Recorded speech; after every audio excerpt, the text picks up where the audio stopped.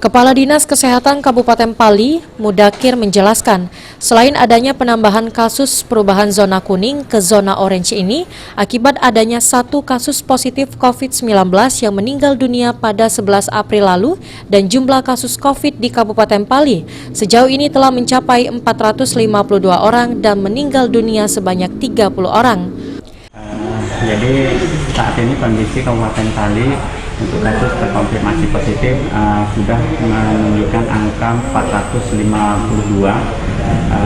Dari 2 minggu sebelumnya memang kita selalu ada penambahan kasus, dan yang menjadi penyebab perubahan zona Kabupaten Pali dari zona kuning menjadi zona oranye, salah satu penyebabnya di tanggal 11 April itu ada 1 kematian terkonfirmasi positif COVID.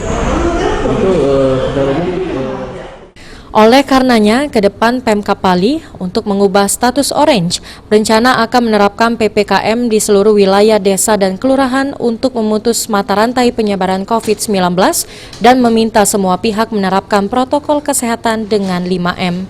Aji Delia, PAL TV.